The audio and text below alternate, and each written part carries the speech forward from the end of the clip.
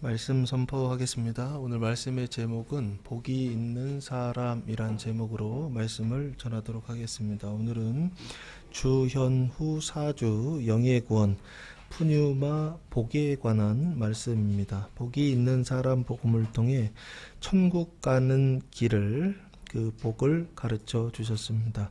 1절 말씀해 보시면 예수께서 무리를 보시고 산에 올라가 앉으시니 제자들이 나아온지라 라고 말씀하고 있습니다.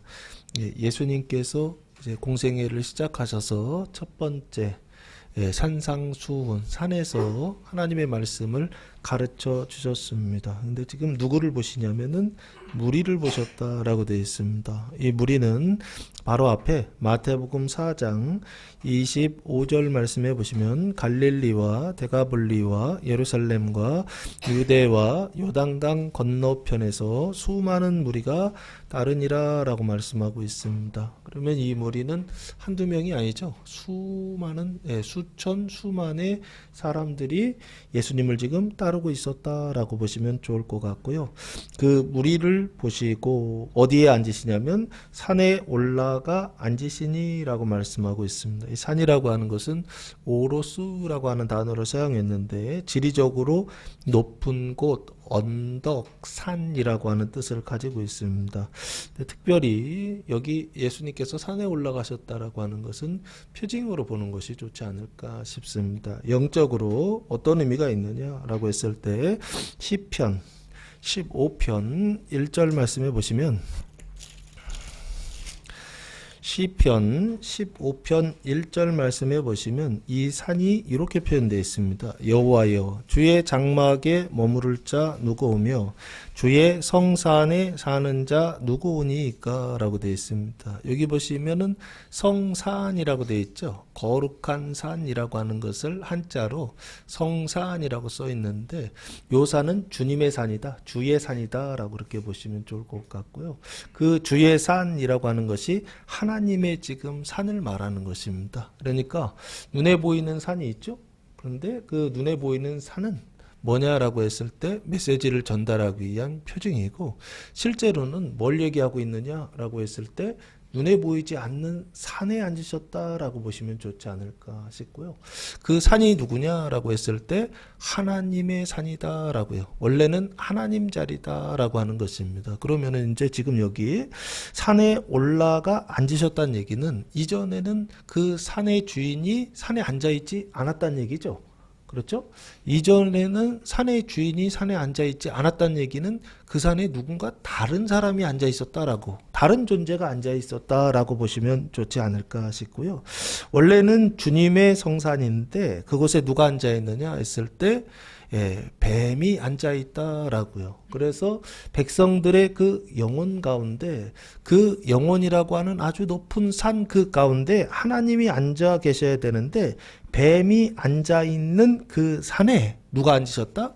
예수님이 앉으셨다. 뱀이 하는 일은 뭘까요? 속이고 빼앗고 죽이고 멸망시키는 일, 뭐 이런 일을 할 겁니다. 그래서 그 뱀의 자리에서, 산에서 뱀이 하는 일은 뭐냐라고 했을 때 무리들을 지옥 영벌로 데려가는 일을 하고 있었다라고 보시면 좋지 않을까. 그래서 수많은 무리가 지금 누구를 따르고 있었다? 예수를 따르고 있었다라고요. 현실 속에서 그 자리에, 자기 영혼의 그 자리에 그 뱀이, 그 마귀가, 사단이 앉아 있으니까 그 무리들, 백성들의 현실, 그 상태가 뭐가 되느냐 했을 때 현실이 지옥이 되더라는 거예요. 그래서 예수님이 지금 어디를 앉으시느냐라고 했을 때 그 백성들의 마음의 자리, 그 영혼의 가장 높은 자리에 지금 앉으셨다라고, 지금 표징으로 산에 올라가 앉으셨다라고 말씀하고 있는 게 아닐까. 왜 올라가 앉으셨을까요? 영벌을 영생으로, 천국 영생으로 바꾸시기 위하여 앉으셨다라고 보시면 좋지 않을까 싶고요. 그 앉으시니 누가 올라왔다? 제자들이 나아온지라 라고 되어 있습니다. 그러니까 제자들은 어떻게 해요? 무리 속에 있다가 좀 더 예수님 계신 곳으로 올라왔다라고 보시면 좋겠죠. 그러면은 백성들은 산 밑에 있었다고 한다면 예수님은 산 꼭대기에 있었다고 한다면 언덕이라고 보시면 좋을 것 같아요. 언덕 위에 있었다고 한다면 그 중간쯤으로 올라와서 제자들이 나온지라 가까이 나왔다라고 이렇게 보시면 좋을 것 같고요. 2절 입을 열어 가르쳐 이르시되라고 되어 있습니다. 예수님께서 입을 열어서 뭘 가르쳐 주셨느냐 했을 때 뒤에 보시면 복이 있다 하면서 8가지 복을 가르쳐 주셨습니다. 그래서 이것을 팔복이라고 하는데 그 팔복은 뭐냐라고 했을 때 그 팔복은 천국 가는 길이다라고 보시면 좋을 것 같습니다. 8가지 복을 통하여서 어디에 간다?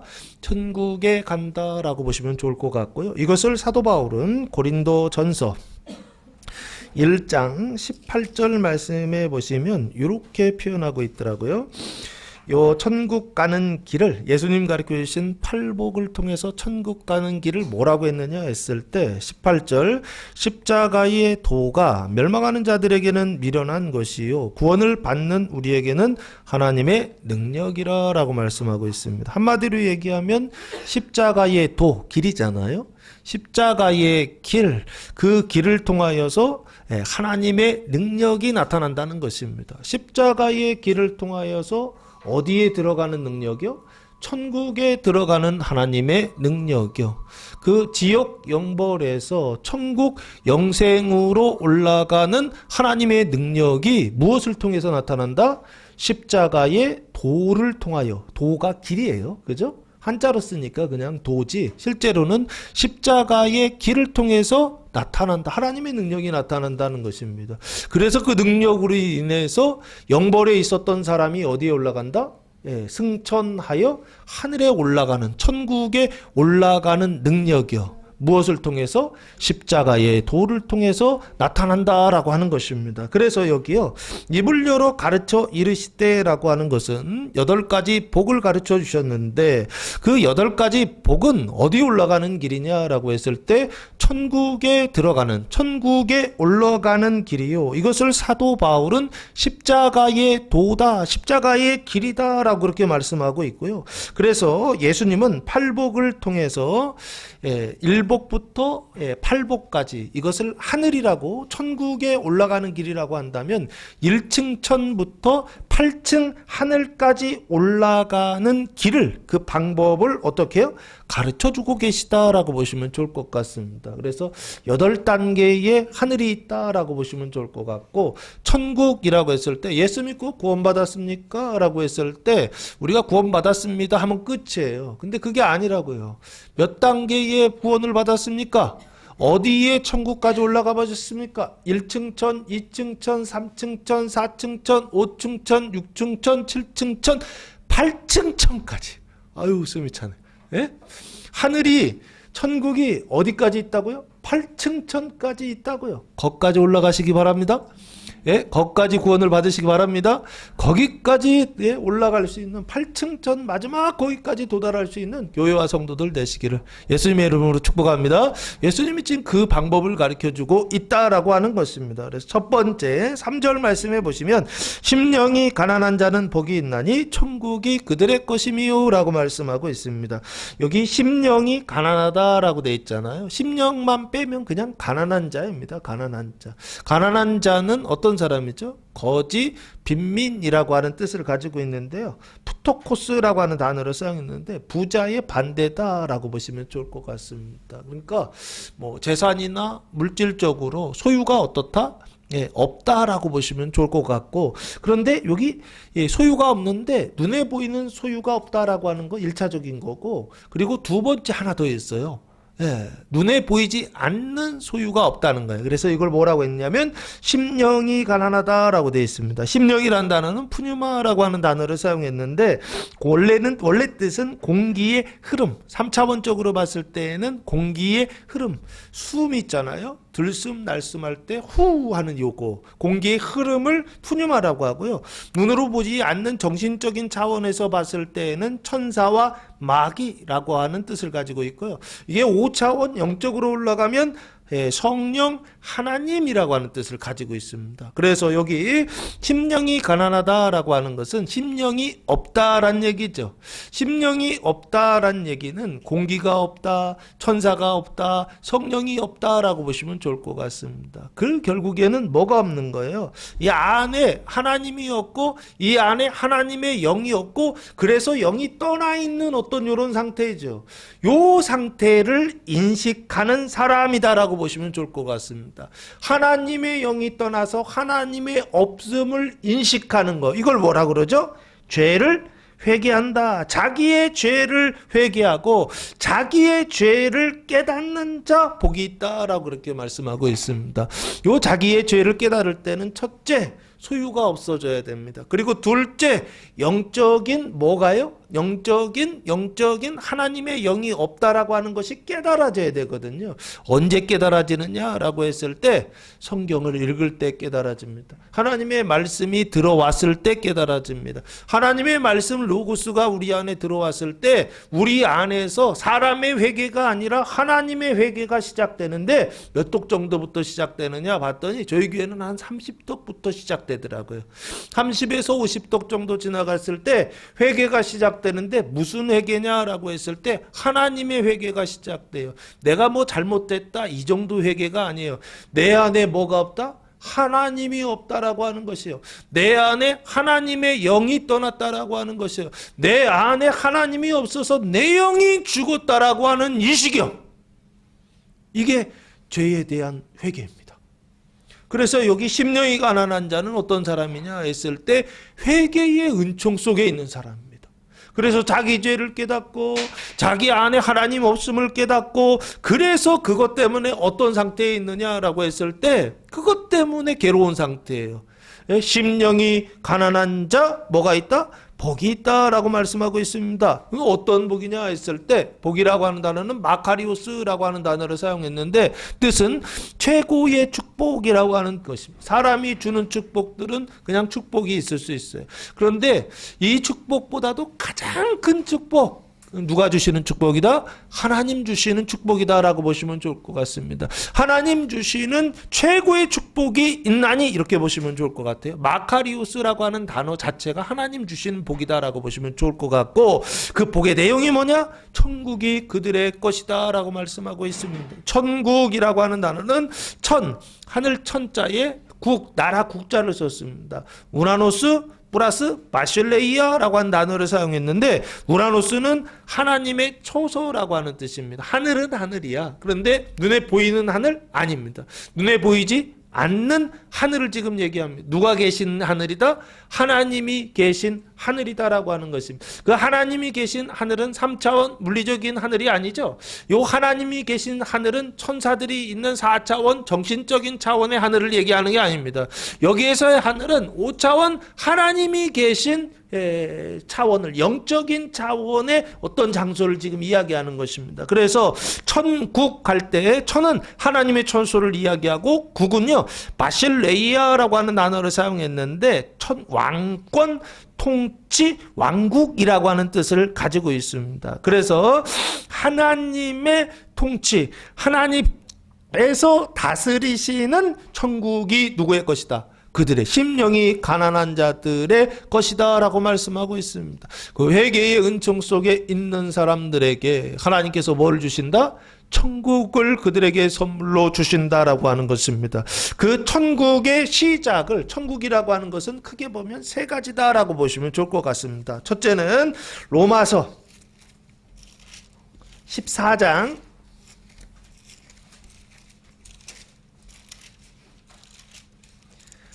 17절 말씀에 보시면 사도 바울이 하나님의 나라를 이렇게 설명하고 있습니다. 하나님의 나라는 먹는 것과 마시는 것이 아니요 오직 성령 안에 있는 뭐다? 의와 평강과 희락이다. 하나님의 나라는 의와 평강과 희락이다라고 그렇게 말씀하고 있습니다. 의는 뭐냐? 하나님 나라의 시작이라고 보시면 좋을 것 같고, 의라고 하는 것은 뭐냐? 성령으로 잉태되는 것을 지금 말씀하고 있는 것입니다. 그래서 그 잉태되어서 어디 안에요?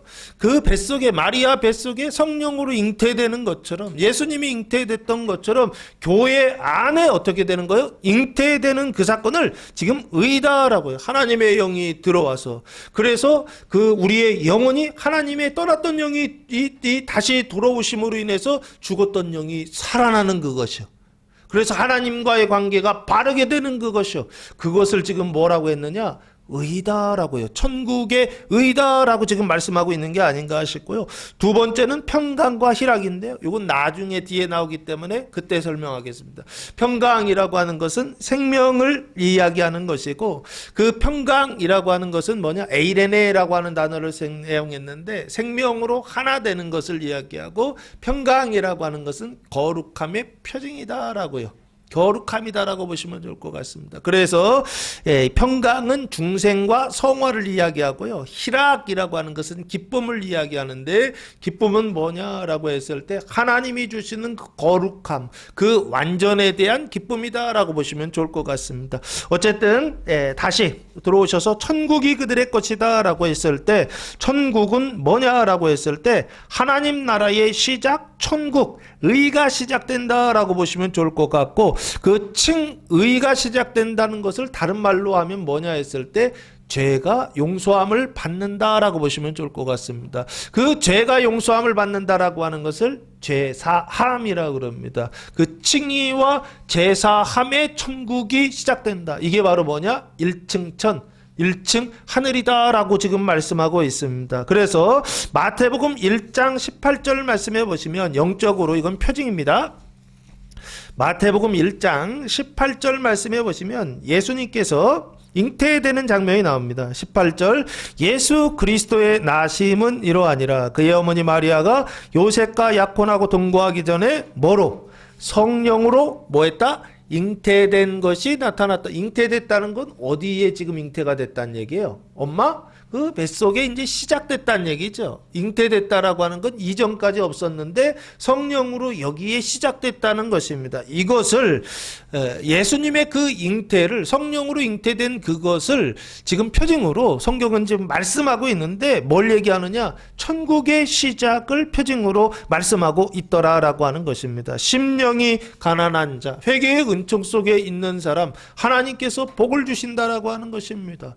복을 주셔서 어디에 들어가게 하신다? 천국에 들어가게 하신다. 그래서 제사함을 받고 하나님과의 관계가 바르게 되게 하신다라고 하는 이 복을 주신다. 이게 첫 번째 복입니다. 1층 천입니다. 그리고 두 번째 2층 천이 나와 있습니다.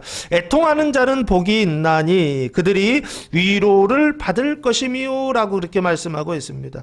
여기 애통하는 자라고 돼 있죠. 애통이라고 하는 것은 펜데오라고 하는 단어를 사용했는데요. 슬퍼하다, 울부짖다라고 하는 뜻을 가지고 있습니다. 슬퍼하고 울고짖어. 아니, 예수 믿고서 구원받아서 죄사함을 받고 의롭다함을 받고 하나님 나라에 지금 들어갔거든요. 천국 입성했어요. 잉태되는 것까지 했단 말이에요. 근데 왜 애통하죠? 요 애통이라고 하는 것은 죄의 문제는 해결되었으나 뭐가 해결되지 않았다? 사망의 문제가 해결되지 않았다라고 보시면 좋지 않을까 싶습니다. 예를 들어 갈라디아서 4장 3절, 이와 같이 우리도 어렸을 때에 이 세상의 초동학문 아래에 있어서 종노릇 하였더니라고 말씀하고 있습니다. 이 초동학문이라고 하는 것은 뭘 얘기하고 있느냐라고 했을 때, 첫 번째는 율법입니다. 율법을 얘기하고, 두 번째는 세상의 지혜, 철학 같은 것들 있잖아요. 이런 것들이다라고 보시면 좋을 것 같고, 그 초등학문에 뭐하고 있다? 종노릇하고 있다라고 하는 것입니다. 왜 그렇죠?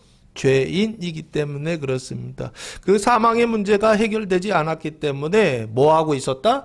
종로로 타고 있었다. 이 왜 울부짖느냐라고 했을 때 초동학문에 종로로 타고 있기 때문에 있고 초동학문에 종로로 타고 있었기 때문에 그 사망의 문제가 해결되지 않았기 때문에 지금 울부짖다, 애통하고 있다라고 보시면 좋을 것 같고 이것을 좀 더 구체적으로 히브리서 2장 15절 말씀이네요. 또 죽기를 무서워함으로 한평생 배어 종로로 타는 모든 자들을 놓아주려 하심이니라고 말씀하고 있습니다. 여기요 죽기를 무서워함으로 예수님께서 인자가 되신 이유를 이렇게 설명하고 있습니다. 죽기를 무서워함으로 한평생 매여 뭐하고 있다? 종로로 타고 있다라고 말씀하고 있죠. 이 죽기라고 하는 게 사망입니다. 사망에 뭐하고 있다? 종로로 타는 모든 자들을 놓아주시려고 예수님께서 뭐를 받으셨다? 시험을 받으셨다라고 보시면 좋을 것 같고, 그래서 여기 애통하는 자는 어떤 사람이냐라고 했을 때 죄의 문제는 해결되었습니다. 하나님과의 관계는 바르게 되었습니다. 그런데 뭐가 해결되지 않느냐? 사망의 종로로 타는 문제가 해결되지 않아서 그것을 어떻게 하고 있느냐? 사망의 종로로 타고 있는 것을 인식하고 회개하고 애통하는 자라고 보시면 좋을 것 같습니다. 이 사람들은 어떤 사람들이냐 했을 때 천국에 들어가서 뭘 시작하는 거냐 했을 때 천국 안에서의 회개예요. 구원받은 이후에 남아있는 그 죄와 사망을 뭐하고 있느냐라고 했을 때 회개하는 자라고 보시면 좋을 것 같고요. 그 애통하는 자 복이 있다라고 말씀하고 있습니다. 저희 교회에서 보니까요, 이 구원받은 이후의 회개는 언제 일어나느냐라고 했을 때 성경을 한 50독에서 70독 정도 됐을 때 이런 현상들이 나타나더라고요.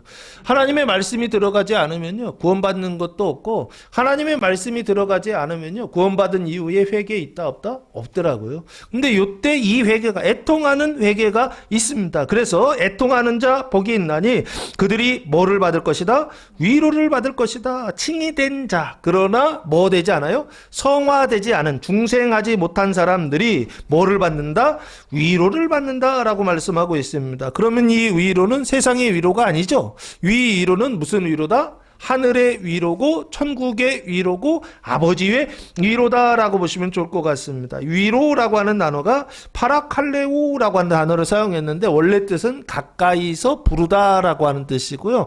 그 가까이 불러서 그래서 하는 말이 위로하다라고 하는 뜻을 가지고 있더라고요. 그래서 위로를 받는다라고 하는 것은 뭐가 시작되느냐라고 했을 때 하나님의 음성이 시작된다. 하나님의 위로의 말씀이 시작된다. 그 생명이 시작된다라고 보시면 좋을 것 같고, 그 생명의 시작을 성경에서는 뭐라고 말씀하고 있느냐라고 했을 때 예수님께서 부활하신 후에 첫 번째 제자들에게 이렇게 말씀하십니다. 누가복음 24장 36절 말씀해 보시면 부활하신 주님께서 나타나셔서 11제자에게 이렇게 말씀하십니다. 이 말을 할 때에 예수께서 친히 그들 가운데 서서 이르시되 너희에게 뭐가 있을지어다? 평강이 있을지어다 하시니라고 말씀하고 있습니다. 이 평강이 뭐냐라고 했을 때 그 생명 없던 곳에, 하나님 나라의 생명 없던 곳에 뭐를 시작하는 말씀이냐라고 했을 때 생명을 시작하는 말씀, 그게 바로 평강입니다. 너에게 평강이 있을지어다 하는 그 순간 제자들 안에 뭐가 생겼다? 평강이 생겼다, 생명이 시작됐다라고 보시면 좋을 것 같고, 그래서 이 너희에게 평강이 있을지어다라고 하는 말씀은 마태, 마가, 누가, 요한복음, 사복음 중에 이게 있다 없다? 어디에 있다? 누가복음에서 처음 시작합니다. 마태복음에 있다 없다? 없어요. 평강이 있을지어다 이런 인사 자체를 안 하세요. 마가복음엔 있다 없다? 없어요. 평강이 있을지어다 인사 안 하십니다. 근데 누가복음에서 마지막 한마디 하세요. 너희에게 평강이 있을지어다. 그리고서 요한복음에 너희에게 평강이 있을지어다를 한 3번인가 반복했죠. 그렇죠? 그래서 생명의 시작은 언제부터 시작됐느냐라고 했을 때 이때요. 마태와 마가와 누가를 다 지나고 나니까 그제서야 예수님께서 너희에게 뭐가 있을지어다? 평강이 있을지어다 인사하시더라고요. 마태, 마가, 누가를 통해서 예수님이 십자가에 돌아가시죠. 역사적으로는 한 번, 기록으로는 3번 돌아가신 걸로 기록되어 있잖아요. 그 3번을 통해서 뭔가를 계속 말하고 있더라는 것입니다. 사람의 그 죄의 문제가 어떻게 해요? 해결되고 뭐가 시작된다요? 사망의 문제가 생명으로 시작되는 지점이 바로 24장 여기 36절이다라고 말씀하고 있는 게 아닌가 싶고요. 그 평강이 있을지어다 생명의 시작을 성경에서 뭐라고 하느냐? 거듭남 중생이다라고 그렇게 말씀하고 있습니다. 그래서 이 거듭남 중생을 마태복음 1장 24절 말씀해 보시면 표징물이 이렇게 말씀하고 있는 게 아닌가 싶습니다. 요셉이 잠에서 깨어 일어나 주의 사자의 분보대로 행하여 그의 아내를 데려왔으나 아들을 낳기까지 동침하지 아니하더니 나음의 이름을 뭐라 했다? 예수라 하니라 라고 말씀하고 있습니다. 잉태됐던 예수가 마리아의 뱃속에서 지금 나으니 했다라고 하는 건 뭐예요? 출산했다. 엄마 입장에서 봤을 때는 출산한 거고 아기 입장에서 출생한 거죠. 이해되십니까? 그 출생이요. 그 뱃속에서 밖으로 출생하는 그것을 지금 성경에서는 위로를 받을 것이다. 이것을 거듭남 중생이다 라고 말씀하고 있는 게 아닌가 싶고요. 그 거듭나고 중생하는 그 일을 통하여 구원은 실제하기 시작합니다.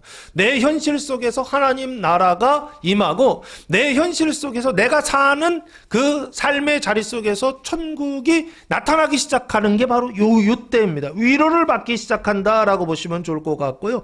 이 위로를 받는다라고 하는 것은 영혼의 사람의 그 정신에는 내적 자에는 지정의라고 되어 있는데 지에 하나님의 영이 들어오면 뭐가 되느냐라고 했을 때 그 사람의 영혼이 구원받는다, 영이 구원받는다라고 보시면 좋을 것 같고요. 그럴 때 나타나는 현상이 이해력이라고 하는 것 같아요.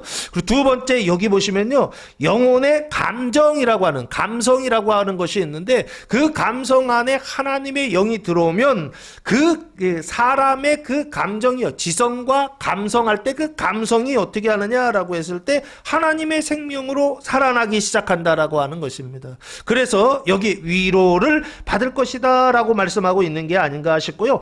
5절 말씀해 보시면 이제 3층 천, 세 번째 하늘이 나옵니다. 3층 천, 3층 천에 들어가는 방법은 온유한 자는 복이 있나니 그들이 땅을 기업으로 받을 것이며 라고 말씀하고 있습니다. 여기 온유하다 라고 하는 것은 프라우스라고 하는 단어를 사용했는데 겸손한, 온순한이라고 하는 뜻을 가지고 있습니다. 이 온유라고 하는 것은 성격이나 태도가 어떻다? 부드러운 자다라고 하는 것입니다. 사람이 그 성격이나 태도가 부드러운 사람들이 있죠. 이 사람들은 어떤 사람들이에요? 고난을 받은 사람들이에요? 안 받은 사람들이에요? 왜 웃으세요? 고난을 받은 사람들이 안 받은 사람들은 성격이 좀 싸납더라고요. 자기밖에 몰라요. 그런데 고난을 많이 당한 사람들은 성격이 어때요? 부드러워지더라고요. 다른 사람들에게 있어서 태도에 있어서도 어떻게 넓은 아량이에요. 관용을 베푸는 어떤 모습들이, 예를 들면요, 여기 남해안에 보니까 돌로 된 해수욕장이 있더라고요. 몽돌 해수욕장, 뭐 이런 해수욕장 있잖아요. 그 몽돌 해수욕장 가보면 돌이 어떻게 되어 있느냐라고 했을 때 뭐 큰 돌도 있지만 작은 돌들이, 이런 돌들이 어떻게 되어 있냐면 동글동글하게 되어 있어요. 그 돌들이 원래부터 동글했을까요? 아닐 거예요. 처음에는 여러 가지 거친 모양들을 가지고 있었을 텐데요. 파도에 어떻게 된 거예요? 10년, 100년, 1000년 계속 치다 보니까 그 파도에 깎여가지고 돌이 굴르고 해서 나중에는 뭐가 되냐? 이 몽돌이 돼 있더라고, 몽돌이요. 아주 동그란, 누가 만든 것처럼 정말 알처럼 동그랗게 생긴 돌이 있어요. 돌이 바닷가에. 말이 안 되잖아요. 왜 그렇게 됐는가 했더니 파도에 계속 두드려 맞아가지고. 그래서 결국에 어떻게 됐다? 아주 부드러운, 달걀과 같은 그런 돌이 돼 있더라고, 돌이. 여기 지금 세 번째, 온유한 자는 어떤 사람들이냐라고 했을 때 성격이나 태도가 부드러운 사람들이요. 영혼의 상태예요. 거친 것들이 뭐를 통해서, 고난을 통해서, 그 괴로움을 통해서 깎인 사람들 있잖아요. 그래서 어떻게 된 거냐면 거친 부분들이 부드러워지는, 빼빠라고 하나요? 쇠파질한다고 그러잖아요. 그래가지고서 결국에는 어떻게 한 거예요? 아주 부드럽게 만들어진 어떤 것이요. 지금 온유한 자는 지금 어떤 상태를 얘기하느냐 했을 때 의의 문제도 해결되고 사망의 문제도 지금 해결돼서 생명이 시작된 사람들입니다. 그래서 열심히 어떻게 해요? 살아보는 거예요. 살아보는데 어떤 상태가 되는 거예요? 신앙으로 살아보려고 하는데 돼 안 돼요? 안 돼요. 계속 두드려 맞아요. 열심히 하려고 하면 두드려 맞아요. 봉사하려고 하면 두드려 맞아요. 헌신하려고 하면 두드려 맞아요. 그래서 입에서 뭐가 나오냐면 세상에 되는 일 하나도 없네 이 상태가 됩니다. 근데 그게 누가 하시는 일이라고요? 하나님 하시는 일이라는 것입니다. 그래서 복이 있다는 것입니다. 왜요? 너의 행위로는 된다 안 된다? 안 된다는 걸 가르치시는 것입니다. 사람의 행위로는 의에 이룰 수가 없다, 거룩에 이룰 수가 없다라고 하는 것입니다. 그래서 어떻게 해요? 고난을 통해서 안 되는 그 일을 통해서 내가 뭔가 사업을 하려고 하는데 돼야 안 돼요? 안 돼요. 내가 뭔가 좀 잘해보려고 열심을 내는데 직장에 들어갔는데 돼야 안 돼요? 안 돼요. 몇 개월 만에 나와요. 내가 안 나오면 회사가 망해요. 회사가 망하지 않으면 월급이 작아요. 안 줘요. 그래가지고 하여튼 뭔가 좀 하려고 하면 하나님이 안 도와주는 요 상태. 이게 뭐냐라고 했을 때 온유한 자는 복이 있는 상태다라고 보시면 좋지 않을까 싶습니다. 그래서 온유한 자 되게 하시려고 어떻게 해요? 세상의 파도들을 계속 치시고 고난의 파도들을 계속 치셔서 그 거친 것들이요. 그 터프한 거 있잖아요. 사람들이 성격이 좀 터프한 사람 좋아한다고 그러잖아요. 그렇죠? 결혼 전에나 그런 거지. 결혼을 한 후에는 이게 온유한 사람이 훨씬 더 좋지 않은가 싶습니다. 그래서 이 온유한 사람은 어떤 사람이냐라고 했을 때 육신의 뭐요? 그 가증함을 인식하고 회개하는 자다라고 보시면 좋을 것 같습니다. 육신의 가증함이라고 하는 것은 뭐냐라고 했을 때 사람의 행위로 어디에 이르려고 하는 거냐면 거룩함에 이르려고 하는 가증함을 지금 이야기하는 것입니다. 그것을 하나님께서 어떻게 하시느냐? 안 되게 하는 그 일을 통하여서 깨닫게 하시고 인식하게 하시는 자. 뭐 있다? 복이 있다는 것입니다. 내 맘대로 되는 거 하나도 없네. 언제 경험하는 거예요? 열심히 했을 때 경험하는 것입니다. 아무것도 안 하고 있으면 경험이 안 돼요. 그죠? 그런데 열심히 뭔가를 했는데 사람들이 도와줘 안 도와줘요? 안 도와줘요. 남편이 도와줘요 안 도와줘요? 안 도와줘요. 아내가 내 맘대로 도와줘요 안 도와줘요? 안 도와줘요. 자녀들은요? 안 도와줘요. 아유 세상에 도와주는 사람 하나도 없네. 이런 상태예요. 이게. 온유한 자가 되게 하시는 상태다. 하나님이 나를 거기로 데려가신다라고 보시면 좋지 않을까 싶고요. 그들이 천국 셋째 하늘로 지금 들어가시는 겁니다. 들어가게 하시는 겁니다.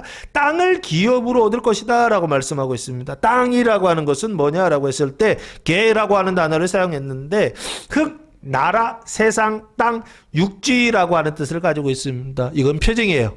땅을 기업으로 얻는다라고 하는 것은 어디에 언약되어 있죠? 창세기, 출애굽기, 레위기, 민수기, 신명기, 여호수아의 땅을 기업으로 얻는 장면이 나와 있죠. 그 땅을 기업으로 얻는다라고 하는 건 표징이다라고 되어 있습니다. 뭐에 대한 표징이냐라고 했을 때 육신, 육지를 뭐로 받는 것이요? 기업으로 받는. 기업으로 받는다는 얘기는 무엇입니까? 그 땅의 소유권을 받는다는 얘기죠. 그래서 육신의 구원을 받을 것이다 라고 보시면 좋지 않을까 싶습니다. 사르크스 구원이요. 육지의 구원이요. 육신의 구원을 땅을 기업으로 받는다라고 지금 표징으로 비유로 말씀하고 있는 게 아닌가. 기업으로 받는다라고 하는 건 뭘 얘기하느냐 그랬을 때 상속자가 되다라고 하는 뜻입니다. 아버지가 있고 그 아버지의 상속을 받는 자, 기업 물을 자가 될 것이다. 주인이 된다라고 하는 뜻입니다. 그러면 이전에는 주인이다 아니다. 땅의 주인이 아니다. 그래서 어떻게 한 거예요? 계속 거칠었던 것입니다. 뭔가 하려고 해도 안 됐던 것이에요. 그런데 그 뭔가 하려고 해도 무슨 일을 하려고 해도 안 되는 그 일을 통하여 인생의 고난을 통하여 하나님은 우리에게 뭘 주시기를 원하셨느냐 했을 때 땅의 그 소유권을 주시기를 원하셨다라고 하는 것입니다. 그래서 여기요, 땅을 기업으로 받는다라고 하는 것은 뭘 얘기하느냐? 땅의 주인이 된다라고 하는 것입니다. 가나안 땅에 여호수아가 들어가서 그 땅을 정복하고 그리고서 정착하고 하는 과정, 분배하는 과정들이 있었잖아요. 그런 것처럼 실제적으로 땅을 기업으로 받는다라고 하는 것은 온유한 자에게 주시는 하나님의 복이다라고 하는 것입니다. 그래서 땅을 기업으로 받는다라고 하는 것을 뭐라고 해야 되느냐 했을 때 사람의 생명이, 하나님의 그 생명이 뭐 하는 것이냐라고 했을 때 성장하는 것이다라고 보시면 좋을 것 같고, 그 성장을 누가복음 2장 40절 말씀해 보시면 예수님을 통해서 이렇게 표징으로 말씀하고 있습니다. 누가복음 2장 40절 말씀해 보시면 아이가 자라며 강하여지고 지혜가 충만하며 하나님의 은혜가 그의 위에 있더라라고 말씀하고 있습니다. 여기 자란다라고 돼 있죠. 뭐 하는 거예요? 성장한다라고 보시면 좋겠습니다. 52절 말씀에 또 보시면 2장 52절 예수는 지혜와 키가 자라가며 하나님과 사람에게 더욱 사랑스러워 가시더라라고 말씀하고 있습니다. 이때가 12살의 예수입니다. 그 12살의 예수도 지금 어떻게 해요? 자라가며 지혜와 키가 자라가고 있다라고 말씀하고 있죠. 이게 뭐예요? 성장이죠. 그러니까 예수를 통하여 뭘 얘기하고 있었느냐 했을 때 천국이 성장하고 예수를 통하여서 하나님의 생명이 성장하고 있는 것을 뭐하고 있는 거냐? 표징하고 있다라고, 메시지를 전달하기 위한 수단으로 사용하고 있다라고 보시면 좋을 것 같고, 그것을요 뭐라고 하느냐? 땅을 기업으로 얻을 것이다 라고 예수님께서 지금 말씀하고 있는 게 아닌가. 3층천 세 번째 하늘은 뭐냐? 땅을 기업으로 받는 하늘을, 천국을 지금 말씀하고 있습니다. 그 땅을 기업으로 받는다라고 하는 것을 구약에 언약하고 있는데 미가 6장 8절 말씀해 보시면, 미가 6장 8절 말씀해 보시면 사람아 주께서 선한 것이 무엇임을 내게 보이셨나니 여호와께서 내게 구하시는 것은 오직 정의를 행하며 인자를 사랑하며 세 번째 겸손하게 내 하나님과 함께 행하는 것이 아니냐라고 말씀하고 있습니다. 정의라고 되어 있죠. 의롭게 되고, 두 번째 인자를 사랑하며 사랑한다라고 되어 있죠. 국률이 여김을 받고 위로를 받고, 세 번째가 뭐냐면 겸손하게 내 하나님과 함께 행하는 것이 아니냐라고 말씀하고 있습니다. 하나님과 함께 행하고 하나님께 사는 단계예요. 그게 바로 뭐냐라고 했을 때 요 온유한 자가 천국에 들어가서 하나님과 함께 겸손하게 살아가는 요 상태예요. 내가 살지만 내가 사는 것이 아니라 내 안에 계신 누가 사신다? 아버지가 사시고, 내가 말하지만 내가 말하는 것이 아니라 내 안에 계신 누가 말씀하신다? 아버지 하나님께서 말씀하신다라고 예수님 말씀하셨잖아요. 지금 요 단계가 바로 요 겸손하게, 누구와 함께? 겸손한 상태로 아버지와 함께 행하는 삶이요. 이게 바로 뭐냐? 땅을 기업으로 받는다라고 하는 예수님의 말씀이 아닌가 싶습니다. 그래서 땅을 기업으로 받을 때 나타나는 현상이 뭐냐 했을 때 사람의 영혼, 푸시케 안에 지성과 감성과 의지가 있는데 그 의지의 영역에 하나님의 영이 들어가서, 그래서 의지가 살아나기 시작하는 것입니다. 순종이 살아나기 시작하는 것입니다. 그래서 여기는 뭐라고 했느냐라고 했을 때 겸손하게라고 돼 있잖아요. 이 겸손이라고 하는 것은 하나님이 말씀하시면 그 말씀하심을 따라서 살아가는 상태, 이 상태를 지금 말하는 게 아닌가. 의지의 순종이 살아나고 의지의 겸손이 살아나서 하나님과 살아가는 요 상태가 된다는 것을 지금 땅을 기업으로 받는다라고 말씀하고 있는 게 아닌가 싶습니다. 땅을 기업으로 받으시기 바랍니다. 네 번째는요, 6절 말씀해 보시면 의에 줄이고 목마른 자는 복이 있나니 그들이 배부를 것입니다 라고 말씀하고 있습니다. 요 의에 줄이다 라고 했잖아요. 그러니까 의에 줄이다라고 하는 것은 의가 부족하다는 얘기예요. 그리고 목마른 자라고 돼 있잖아요. 목마르다는 것은 먹는 거예요, 마시는 거예요? 마시는 것이죠. 그래서 의에 줄이고 할 때는 의는 떡이다라고 보시면 좋을 것 같고, 그리고 목마르자 할 때 이 목마름은 음료다라고 보시면 좋을 것 같고, 그런데 어느 정도 부족하느냐라고 했을 때 줄이고 목마르다라는 것은 하나도 먹지 않았다 이런 것이 아니라 1% 부족하다라고 보시면 좋을 것 같습니다. 99%까지 계속 이렇게 하나님의 말씀을 따라 겸손하게 순종하면서 지정의가 막 작동하면서 살아가고 있는데 마지막 그 1%가 부족한, 채워지지 않는 그 상태예요. 이 상태를 지금 의에 줄이고 목마른 자다라고 지금 말씀하고 있는 게 아닌가 싶습니다. 그래서 여기 의에 줄이고 목마르다는 것은 그 의와 생명을 하나도 먹지 못했다 이게 아니고, 먹긴 먹었는데 열심히 먹었는데 그래서 땅을 기업으로까지도 받았는데 마지막 1%가 채워지지 않아서 넘쳐 흐르지 못하는. 왜 그러냐면 그 뒤에요, 복이 있나니 하면서 그들이 뭐 할 것이다? 배부를 것이다 라고 말씀하고 있습니다. 배부르다 라고 하는 것은 뭐냐라고 했어요? 콜타조라고 하는 단어를 사용했는데 이 꼴을 먹이다, 채우다라고 하는 뜻입니다. 그래서 떡과 음료를 어떻게 하는 거냐면 가득 채우는 상태를 지금 배부를 것이다 라고요. 그래서 이 안에 안 찬 게 아니라 배부르다라고 하는 것은 99% 정도 찼는데 마지막 채워서 누르는, 그래서 어떤 충만한 상태, 그 의와 생명으로 꽉 찬 상태. 그래서 내 영혼이 하나님의 그 영으로 꽉 차서, 의와 생명으로 꽉 차서 충만해서 밖으로 툭 치면 터져나가는 상태, 이거를 지금 배부를 것이다 라고 말씀하고 있는 게 아닌가 싶고요.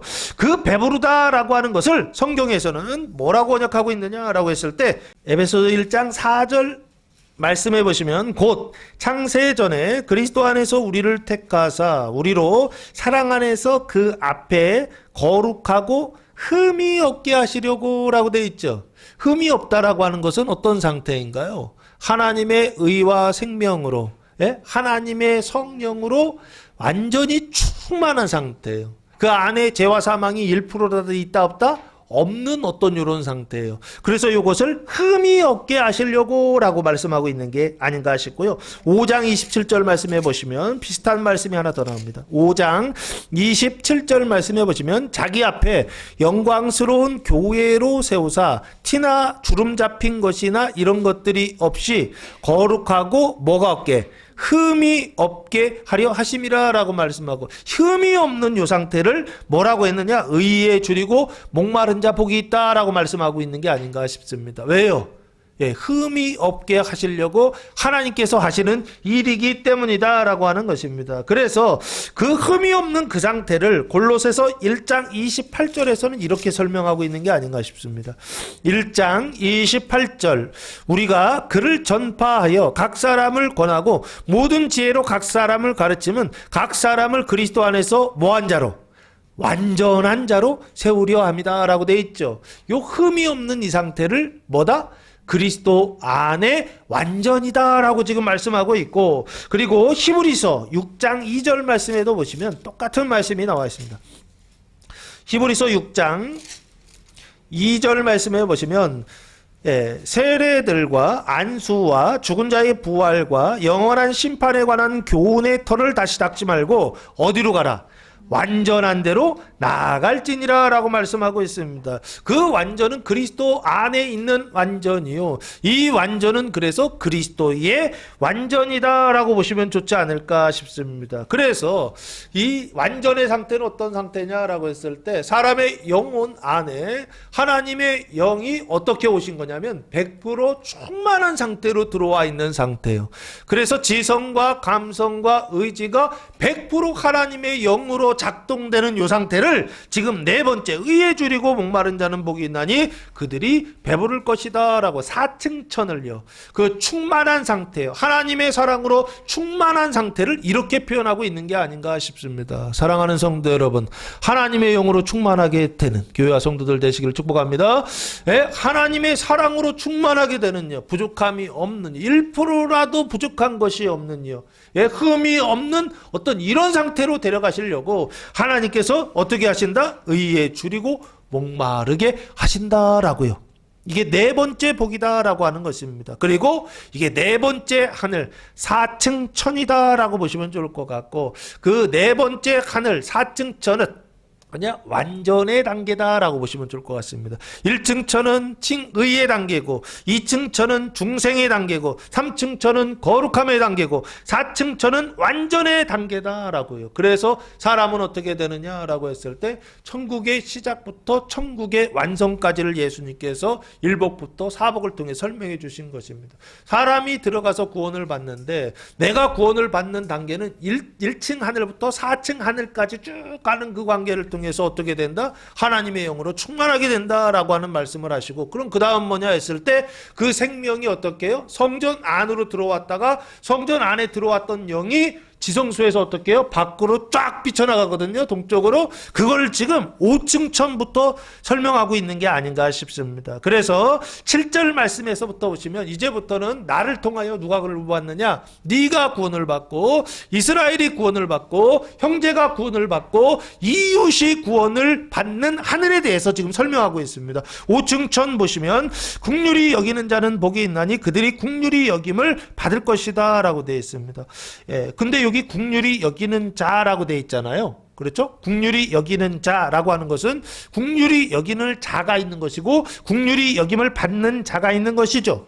그러면 여기 국률이 여기는 자는 누구냐라고 했을 때 안에 하나님의 사랑으로 충만한 사람입니다.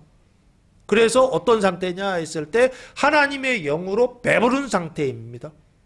그 배부른 자가 어떻게 하는 거예요? 생명을 계속 채우니까 생명이 밖으로 흘러가기 시작해서 국률이 여기는 자가 지금 되어 있는 것입니다. 그 국률이 여기는 자는 결국에 어떤 사람이냐? 믿음이 약한 사람, 강한 사람. 이 사람들은 믿음이 강한 사람들이다 라고 보시면 좋을 것 같습니다. 그래서 의인은 의인인데 어떤 의인이냐라고 했을 때 자기의 죄를 회개할 것이 없는 죄인이다, 의인이다 라고 보시면 좋을 것 같아요. 그러나 공동체, 그리스도의 몸된 교회로 보았을 때는 뭐가 필요한? 회개가 필요한, 믿음이 연약한 자들의 그 죄를 씻기 위해 회개가 필요한 의인이다 라고 보시면 좋을 것 같습니다. 그래서 여기 국률이 여기는 자는 복이 있나니라고 말씀하고 있습니다. 그러면 국률이 여김을 받는 사람은 어떤 사람이냐라고 했을 때 이 사람들은 죄의 문제가 해결되지 않았다라고 보시면 좋을 것 같습니다. 근데 어디 안에 들어왔어요? 교회 안에 들어왔어요. 그리고 교회 안에 들어와서 뭐를 시작했어요? 성경을 읽기 시작하고 수첩을 쓰기 시작했다라고 보시면 좋을 것 같습니다. 그러면 그 사람들이 국률이 여김을 받는 사람들인다라고 보시면 좋을 것 같고, 그래서 여기 국률이 여김을 받는 죄인은 누구냐라고 했을 때 아까 3절에서 심령이 가난한 자라고 돼 있죠. 예? 그 심령이 가난한 자의 상태다라고 보시면 좋을 것 같습니다. 자기 죄를 회개하고 있어요.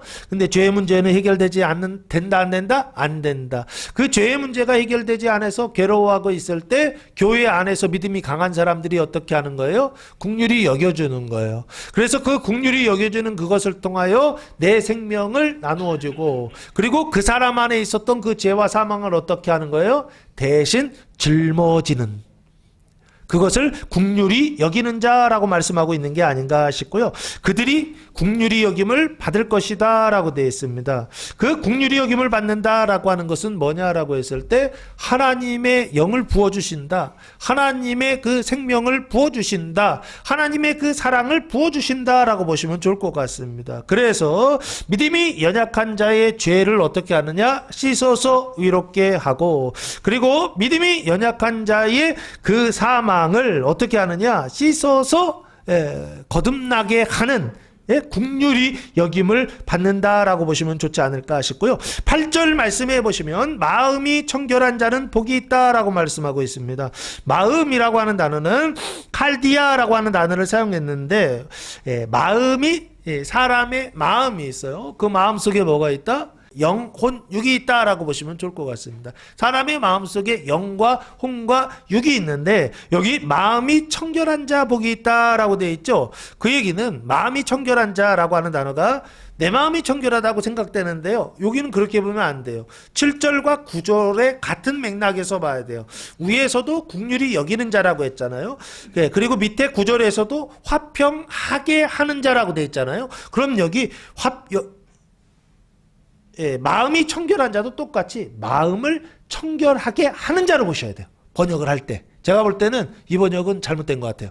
마음이 청결한 자 복이 있다라고 하는 게 아니라 마음을 청결하게 하는 자 복이 있다라고 보는 게 좋습니다. 마음을 깨끗하게 하고 마음을 순결하게 정결하게 하는 사람 복이 있다라고 보시면 좋을 것 같고, 그 마음을 정결하게 하는 사람을 예수님 뭐라고 말씀하셨느냐? 요한복음 13장 14절 말씀해 보시면 예수님께서 이렇게 말씀하셨습니다.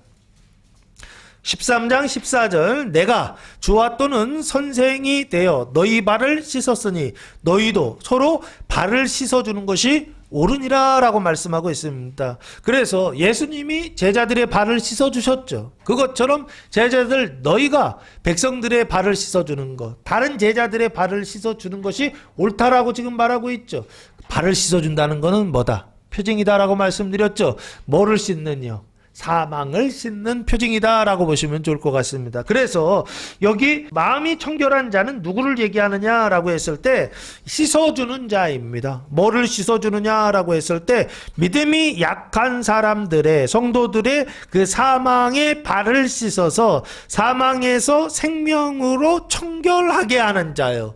그 부정함에서 정함으로 깨끗하게 하는 자. 어떻다? 복이 있다는 것입니다. 그러면 그 믿음이 연약한 사람들의 그 생각은 어떤 상태에 있느냐 했을 때 사망의 지배를 받고 있고 그 감정의 상태는 어떤 상태가 있느냐라고 했을 때 그 사망의 지배를 받고 있죠. 더러운 상태, 부정한 상태란 말이에요. 부정한 상태로 남편을 보고 부정한 상태로 아내를 보면 부정한 상태로 자녀들을 보고 부정한 상태로 위에 부모를 보고 부정한 상태로 교인들이 성도들을 보면 어떻게 보일까요?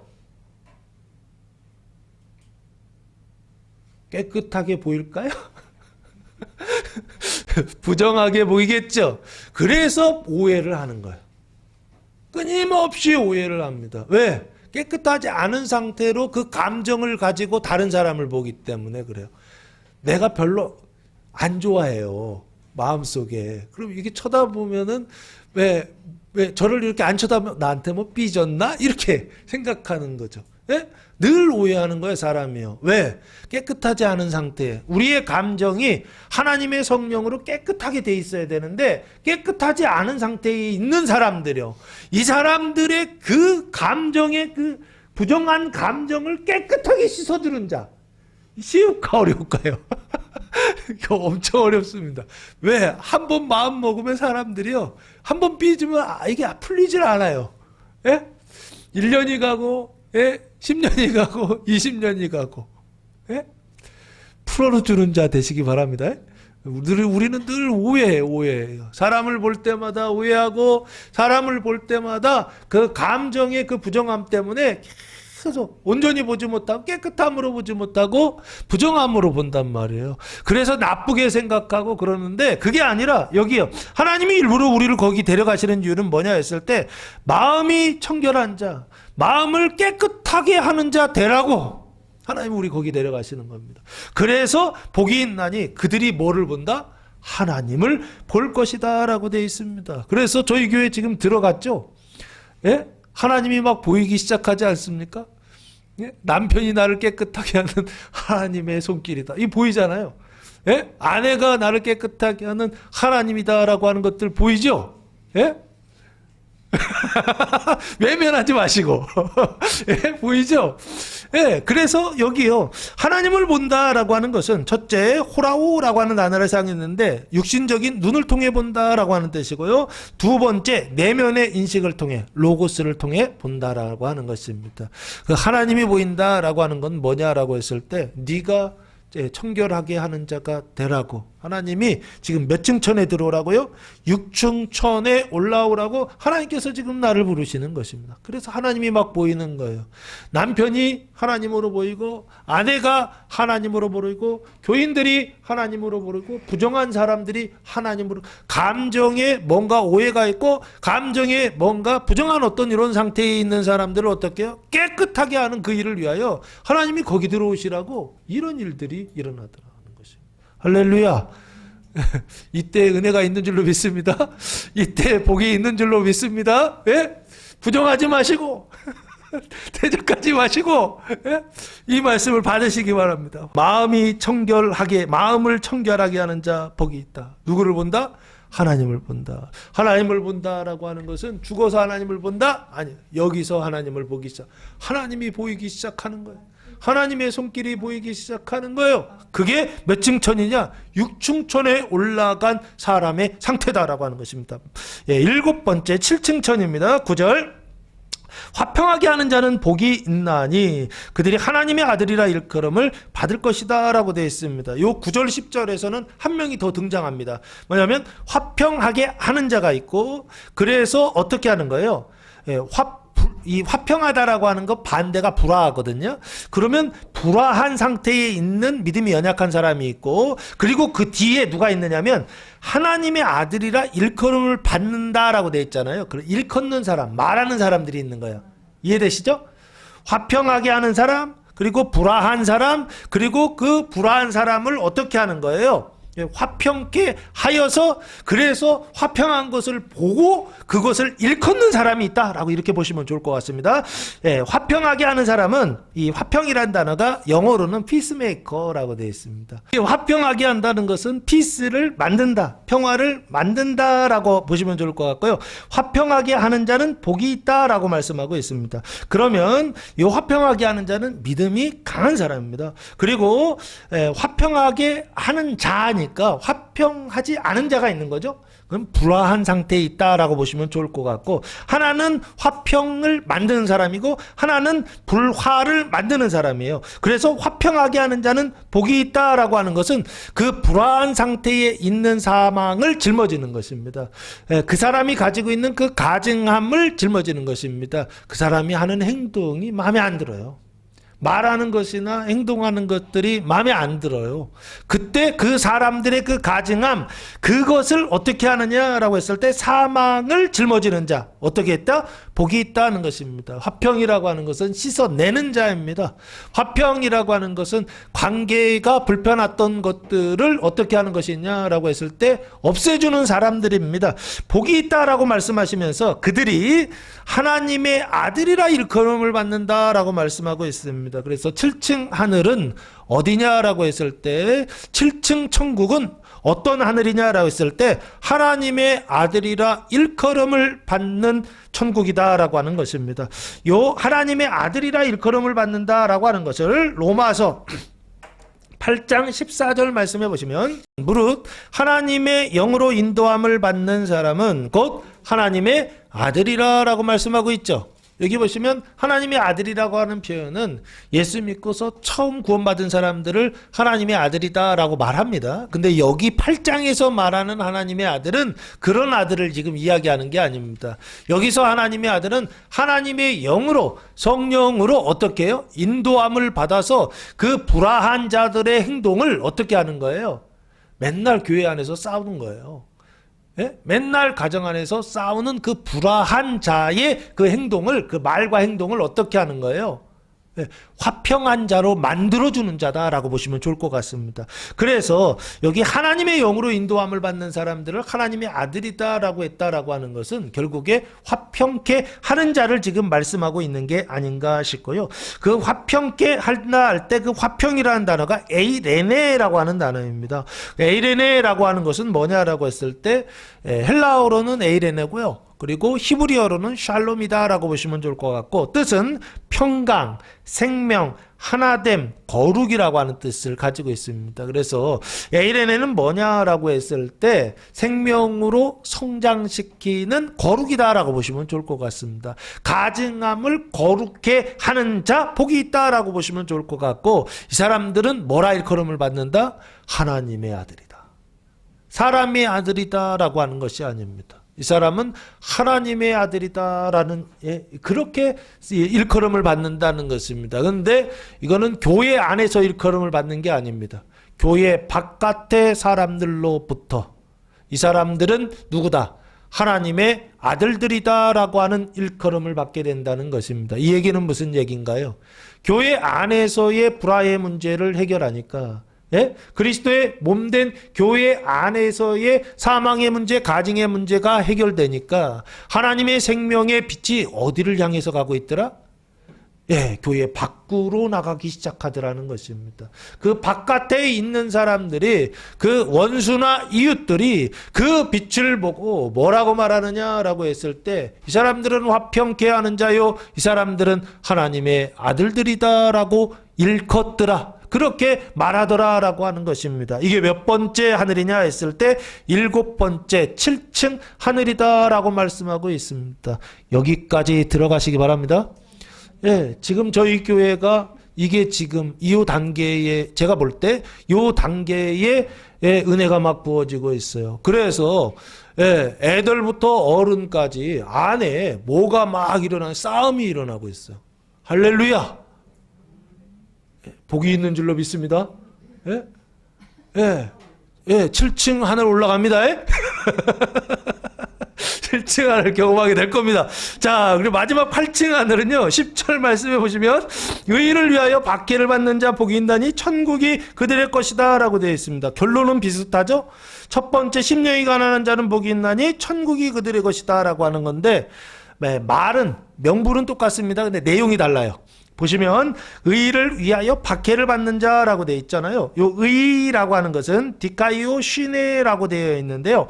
이 디카이오 시네라고 하는 것은 사람의 의를 얘기하는 게 아닙니다. 로마서 1장 17절 말씀해 보시면 로마서 1장 17절 말씀해 보시면 복음에는 하나님의 의가 나타나서 믿음으로 믿음에 이르게 하나니 기록된 바 오직 의인은 믿음으로 말미암아 살리라 함과 같으니라 라고 말씀하고 있습니다. 여기 복음에는 뭐가 나타난다? 하나님의 의가 나타난다 라고 되어 있죠. 그러면 의라고 하는 것은 두 가지. 하나는 사람의 의가 있고, 그리고 또 하나는 뭐가 있다? 하나님의 의가 있다라고 보시면 좋을 것 같고, 우리가 경험한 거는 사람의 의, 이건 경험합니다. 그런데 하나님의 의는 경험한다 못한다? 하나님의 의는 경험을 못했어요. 그런데 언제 경험하지 못했느냐라고 했을 때 신명기의 의는 경험을 하고 있어요. 그런데 제사장의 의는 경험하지 못하는 이 상태라고 보시면 좋을 것 같습니다. 누구였죠? 구약의 욥기의 욥의 상태가 그 상태입니다. 그래서 의를 위하여 뭐를 받는다? 박해를 받는다라고 되어 있습니다. 요 의를 위하여 박해 받는다는 것은 내 안에 죄가 있어서 박해 받는다는 게 아닙니다. 교회 안에 죄가 있어서 박해를 받는다라고 하는 것이 아닙니다. 요 의를 위하여 박해를 받는다라고 하는 것은 죄가 없는데 박해를 받는다는 것입니다. 그래서 의를 위하여 박해받는다라고 하는 것은 박해의 내용은 크게 보면 두 가지입니다. 첫째는 욥기 1장 11절 말씀해 보시면 요때 받는 박해의 내용은 아주 명확하게 하나님께서 지정해 놓으셨어요.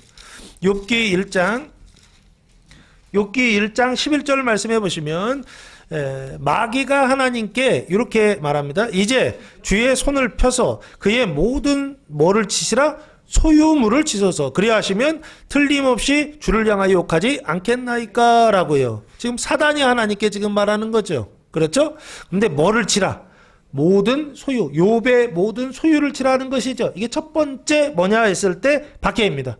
모든 소유를 치는 박해예요. 그리고 두 번째 소유라고 하는 것은 돈, 재산도 있고요. 두 번째 인맥, 사람들도 있습니다. 그리고 두 번째 박해는 뭐냐면요. 욥기 2장 5절 말씀해 보시면 사단이 여호와께 또 말합니다. 이제 주의 손을 펴서 그의 뼈와 살을 치소서. 그리하시면 틀림없이 주를 향하여 욕하지 않겠나이까? 라고 되어 있습니다. 그러면서 두 가지를 치라고 되어 있죠. 뼈와 살을 치소서라고 되어 있습니다.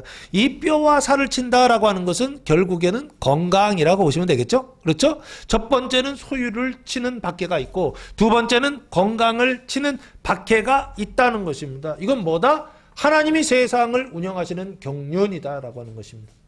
회사를 운영하는 회사의 그 회장님이 회사를 운영하는 방침이 있잖아요. 그것처럼 하나님께서 이 세상을 운영하는 경륜이 있는데 그게 뭐냐라고 했을 때 여기요. 의를 위하여 박해를 받는 마지막 단계가 있다는 것입니다. 그런데 이 박해를 받는 하나님의 경륜은 무엇을 위한 것이냐? 마지막 하늘 8층천에 들어가게 하시려고 하나님께서 의를 위하여 박해를 받게 하신다라고 하는 것입니다. 그러면 생각해 보세요. 아까 화평케 하는 자 복이 있다고 그래서 어떻게 해요? 하나님의 아들이라 일컬음을 받는다고 그래서 불화의 문제를 다 해결했잖아요. 그러면 이거는요. 이 박해는 교회 안에서의 박해가 아니에요. 이 박해는 어디에서의 박해냐라고 했을 때 교회 바깥에 있는 사람들이 하나님의 그 영광의 빛을 보고 성경 읽으라 그랬더니 박해를 해. 성경 읽어라 그랬더니 싫어해. 성경 읽어라 그랬더니 번호를 차단해. 이런. 자, 여기 보시면, 의를 위하여 박해를 받는 자라고 하는 것은 사람을 잃고, 소유를 잃고, 하여튼, 내가 가지고 있었던 어떤 것들을 잃어요. 근데 왜 잃느냐 했을 때, 열방을 얻기 위해서 잃는다라고 하는 것입니다. 이웃을 구원하기 위해서 잃는다는 것입니다. 그래서 천국이 그들의 것이다라고 할 때 그 천국은 누구의 것이냐라고 했을 때 열방이 천국에 들어오기 시작한다라고 보시면 좋지 않을까 싶습니다. 그래서 그 천국의 완전한 어떤 상태냐라고 했을 때 영생의 단계에 들어가게 하시려고 교회는 완전한 단계, 영생의 완전한 단계에 들어가고, 그리고 그 교회 바깥에 있는 열방은요, 그 바다와 섬들은 어디에 들어가느냐? 천국에 들어가느냐. 인재 천국을 시작하는 그 일을 위하여 하나님께서 허락하시는 마지막 단계의 고난이 뭐냐 했을 때 의를 위하여 박해를 받게 하신다는 것입니다. 이게 하나님의 경륜이고, 이 하나님의 뜻을 통하여 이스라엘이 구원받고, 이것을 통하여 누가 구원받는다? 열방이 구원을 받는다라고 하는 것입니다. 그 원수들이, 그 이웃들이 구원을 받는다는 것입니다. 이게 하나님의 뜻이다라고 하는 거예요. 그래서 그들이 천국을 받을 것이다. 이게 바로 몇 층천이냐? 8번째 하늘 8층천이다라고 하는 것입니다. 그 8층천에 들어가게 하시려고 하나님께서 의를 위하여 박해를 받게 하신다라고 하는 것입니다. 할렐루야. 이 박해를 받으시기 바랍니다. 이 고난을 기뻐하시기 바랍니다. 하나님께서 나를 8번째 하늘에 들어가게 하시려고, 1층천에서 8층천까지 들어가게 하시려고 하나님께서 이 십자가의 길을 만드셨고 설계하셨고, 그 설계를 지금도 운영하고 계시다라고 하는 것이요. 이게 천국 가는 길이요. 이게 천국인데 1층천 가고, 1층천도 제가 보니까 못 가요. 많은 사람. 교회는 다니는데요, 교회만 다녀요. 회개의 은총 속으로도 들어가질 않아요. 층위는 말할 것도 없고 1층천, 저희 교회는 좀 많이 간 것 같아요. 저희 교회는 8층천까지 갈 겁니다. 괴로워하지 마시고 저희는 갑니다. 8층천. 저는 하여튼 죽어도 8층천까지 갑니다. 제 목회, 제 인생은요, 여기에 그냥 걸었습니다. 저는 뭐 딴 데 관심이 없습니다. 하나님이 8층천까지 예수님 말씀하셨으니까 8층천까지 가는 교회 만드는 목사가 될 거고, 8층천까지 가는 교회, 그 교회의 담임 목사가 제가 될 겁니다. 저는 죽을 때까지 이것만 생각하면서 할 겁니다. 자, 그래서 천국이 그들의 것이다 라고 하는 것을 신약이 언약해 놓으셨는데요, 새 언약인데 야고보서 2장, 이게 아닌가 싶습니다.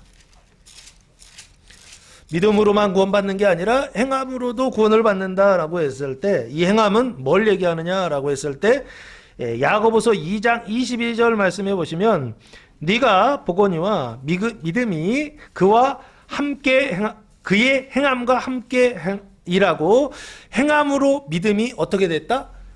온전하게 되었다라고 돼 있죠. 믿음으로 온전하게 되는 단계가 완전이라고 한다면, 여기요, 행함으로 온전하게 되는 단계를 지금 말하고 있단 말이에요. 그게 뭐냐 했을 때 영생의 완전이다라고 보시면 좋지 않을까 싶고요. 그 영생의 완전을 통하여서 누가 천국에 들어오기 시작하느냐? 열방이 천국에 들어온다라고 보시면 좋을 것 같습니다. 그래서 11절 말씀해 보시면, 나로 말미암아, 예수님이시죠? 그 예수님은 그 안에 천국과 영생을 담고 오신 분이다라고 보시면 좋을 것 같고, 1층천부터 8층천까지 이것을 그 안에 가지고 오신 분이세요. 나로 말미암아 너희를 욕하다라고 하는 것은 중상하고 조롱하고 비난하다라고 하는 것입니다. 박해한다라고 하는 것은 못살게 굴어서 해롭게 한다는 뜻이고요. 거짓으로 너희를 거슬러 반대하여 대적하여 모든 악한 말, 비난하는 말을 할 때에는 너희에게 뭐가 있다? 복이 있다. 왜 복이 있을까요? 열방이 들어오기 때문에 그렇습니다. 원수들이 들어오기 때문에 그렇습니다. 바다와 섬들이 천국에 들어오기 때문에 복이 있다는 것입니다. 12절 기뻐하고 즐거워하라. 말도 안 되는 얘기죠. 왜 그렇죠? 천국으로 들어가는 일이 없다고 한다면 이거는 기뻐할 일이 아니에요. 슬퍼한 일입니다. 그런데 그 일을 통하여서 천국은 확장된다라고 하는 것입니다. 그 일을 통하여 형제들이 천국에 들어오고 그 일을 통하여 열방이 천국에 들어온다는 것입니다. 그래서 그것을 보고 뭐하라? 기뻐하라라고 하는 것입니다. 그리고서 즐거워하라라고 되어 있습니다. 기뻐하라라고 하는 것은 카이로라고 하는 단어를 사용했는데 유쾌하게 되다, 행복하게 되다라고 하는 것이, 기뻐하고 즐거워하라라고 하는 것은 이제는 거룩을 넘어서 하나님께서 주시는 뭐의 단계로 들어가느냐? 행복의 단계로 들어가는데 어떤 행복이냐라고 했을 때 완전한 행복의 단계입니다. 존재의 상태가 완전한 행복의 상태에 들어가고 행동의 상태가 완전한 행복의 상태, 그 기쁨의 상태로 들어가는, 기뻐하고 즐거워하라라고 말씀하고 있습니다. 그냥 기쁜 거예요. 그냥 행복한 거라고. 예? 잘 되면 행복하고 안 되면 슬프잖아요. 그게 아니라고. 잘 돼도 행복하지만 안 돼도 더 행복해. 예? 그 존재의 상태 자체로 그냥 행복한 상태예요. 거기로 하나님 데려가신다는 것입니다. 즐거워하라. 하늘에서 너희의 뭐가 크다? 상이 크다라고 되어 있습니다. 상이라고 하는 단어는 미스도스라고 하는 단어를 사용했는데 원래 뜻은요, 봉사에 대한 임금이란 뜻입니다. 그래서 대가를, 삭슬, 그러니까 삭슬, 일한 대가를, 임금을 지불한다라고 하는 뜻이라고요. 이 상이라고 하는 단어가, 이 상은 뭘 얘기하느냐라고 했을 때 성경에서 말하는 상이 있습니다. 상. 빌립보서 4장 1절 말씀해 보시면 이 상은 세상에서 주는 뭐 금, 은, 동 뭐 이런 게 아닙니다. 여기서 말하는 상은 좀 다른 상입니다. 빌립보서, 성경에서 말하는 상은요, 아주 정확하게 이걸 계속 지칭하고 있어요. 4장 1절 말씀입니다. 빌립보서 4장 1절. 그러므로 나의 사랑하고 사모하는 형제들, 나의 기쁨이요 면류관인 사랑하는 자들아, 이와 같이 주 안에 서라라고 되어 있습니다. 여기 보시면 나의 형제들이라고 되어 있죠. 나의 사랑하고 사모하는 형제들, 그러니까 나의 형제들이잖아요. 이꼬로 나의 기쁨이요 나의 면류관은 사랑하는 자들아 라고 되어 있죠. 그럼 형제들 이꼬로 면류관이죠. 이해되십니까? 형제들 이꼬로 면류관이고, 그 면류관이 뭐냐라고 했을 때 천국에서 받는 마지막 상이다라고 보시면 좋을 것 같습니다. 그래서 이 상을 데살로니가 전서 2장 19절 말씀해 보시면, 데살로니가 전서 2장 19절 말씀해 보시면, 우리의 소망이나 기쁨이나 자랑의 면류관이 무엇이냐? 그가 강림하실 때 우리 주 예수 앞에 너희가 아니냐라고 말씀하고 있습니다. 우리의 면류관 무엇이냐? 그랬죠? 그랬더니 너희가 아니냐. 그 너희는 형제들이죠. 어떤 형제들이요? 요 데살로니가 지방에 살고 있었던, 교회 안에 있었던 형제들이죠. 그 형제들에 대하여 나의 면류관이다라고 말씀하고 있다고요. 그러니까 나의 상은 뭐냐라고 했을 때 면류관입니다. 면류관이 뭐냐라고 했을 때 형제들입니다. 그 형제들을 요한계시록 22장 22장 12절 말씀해 보시면, 예수님께서, 재림하실 예수님께서 이렇게 약속하십니다. 12절, 보라 내가 속히 오리니 내가 줄 뭐가 있다? 상이 내게 있어 각 사람의 그가 행한 대로 갚아 주리라 라고 말씀하고 있습니다. 그러면 예수님께서 주시는 상이 있는 것이죠. 재림하시는 예수님께서 주시는 상이 있죠. 그 상이 뭐냐라고 했을 때 면류관인데, 첫 번째는 7절 의의 면류관이고요, 두 번째는 8절 생명의 면류관이고요, 세 번째는 9절 완전과 영광의 면류관이고요, 마지막 면류관은 뭐냐? 10절 영광과 영화의 면류관, 영생과 영화의 면류관이다라고 보시면 좋을 것 같습니다. 이건 성경에 나와 있는 면류관의 면류관의 개수입니다. 면류관은 크게 보면 네 가지입니다. 의의 면류관, 생명의 면류관, 영광의 면류관, 그리고 영생, 영화의 면류관, 이렇게요. 성경에 나와 있습니다. 성경에 나와 있습니다. 네 가지 면류관을 주실 것이다 라고요. 너희의 상이 크시다 라고 하는 것은 주님 다시 오실 때 이 상을 주신다 라고 보시면 좋을 것 같고요. 전에 있던 선지자들도 이같이 박해하였느니라 라고 되어 있습니다. 너희 전에 있던 선지자들은 누구죠? 프로페테스라고 그래서 영감을 받아서 미리 말하는 사람이잖아요. 자기 말을 해요? 아니죠. 누구 말을 해요? 하나님의 말씀을 말하는 사람들이죠. 그러면 이 안에 나오는 말씀은 다 하나님의 말씀이죠. 그 하나님의 말씀은 천국의 말씀이죠. 그 말씀은 의와 생명의 말씀이죠. 그 생명의 말씀을 말하는 사람들이요. 이 사람들은 어떻게 된다는 거예요? 이같이 박해하였느니라 라고 하는 것은 이스라엘 백성들이 박해했다는 것이죠. 그죠? 그러니까 이스라엘 백성들이 선지자를 받게 했던 것처럼 너희도 어떻게 하나님의 말씀을 받아서 의와 생명의 말씀을 전할 때 똑같이 뭐를 받는다? 박해를 받을 것이다라는 얘기죠. 그러면 박해를 받으면 무슨 상을 받아요? 이 사람들은요. 선지자들이 박해를 받았던 것처럼 이 사람들도 똑같은 상을 받겠죠. 그래서 예수님이 이렇게 말씀하셨습니다. 마태복음 10장 41절 말씀해 보시면